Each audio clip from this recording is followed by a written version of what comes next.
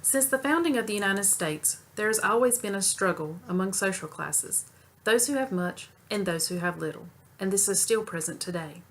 In the 1900s, John D. Rockefeller and Andrew Carnegie controlled a disproportionate amount of the country's wealth. The government's first attempt to regulate the playing field included several acts that were meant to restrict monopolies. These were the Sherman Act of 1890, the Clayton Act of 1914, and the Federal Trade Commission Act of 1914. But over the past 50 years, the income gap has only broadened. According to the U.S. Census Bureau, for wage earners in the 20th percentile, income has risen 11.8% since 1967. For those in the 80th percentile, income has risen 45.7%. And for those in the 95th percentile, income has escalated a staggering 66.3%. During the 3 decades after World War II, income for the United States rose rapidly and at the same rate, about 3% a year, for all people of all income levels. By contrast, during the last 3 decades, the economy has grown at a much slower rate, at a pace with growth concentrated at the top of the income scale. The top 1% of earners, which stood at 8.9% in 1976, has risen to 23.5% by 2007. But during the same period, the average hourly rate has declined more than 7%. Still today, according to former Labor Secretary Robert Reich, the 400 richest people in the United States have more wealth than the bottom 150 million people put together. Paychecks are the only thing that are increasingly unequal. Rich people are actually living longer than poor people. When income equality goes up, you see more inequality in other areas, said Lane Kenworthy, a professor of sociology and political science at the University of Arizona. According to the Department of Health and Human Services, in the early 1980s, wealthy Americans lived 2.8 years longer than the poor. But by the 1990s, the rich were living 4.5 years longer, and the gap has only continued to widen.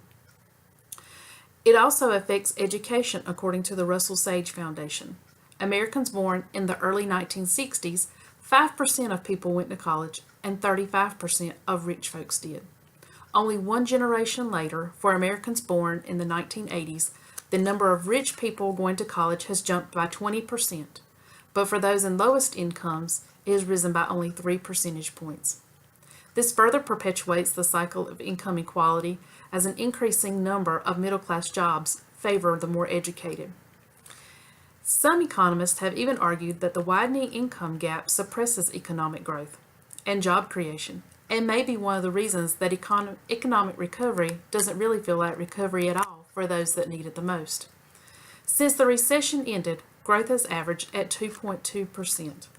That compares with 3.3% historical average growth since the Great Depression. Nobel Peace Prize economist and Columbia professor Joseph Stiglitz wrote, "Our middle class is too weak to support the consumer spending that has historically driven economic growth." With inequality at its highest level since the Great Depression, it will be a short term in the American dream. A good life in exchange for hard work is slowly dying. A newly released survey by the Harvard Business School states that the divergence in the American economy could ultimately sink the country. It has been said by economic analysts that the problem is that to be economically strong, the U.S. must compete in the global economy while supporting and advancing the standard of living for all of its citizens. As a growing number of people in business have begun to address the issue of inequality because of social and economic impacts on the country.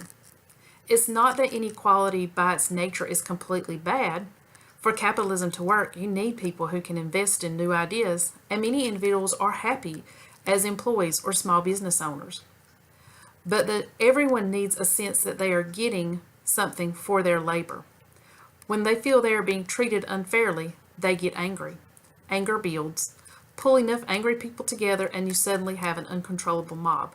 The growing divide between the have and the have-nots is the dynamic breakdown that appears before revolutions and the breakdown of civilization.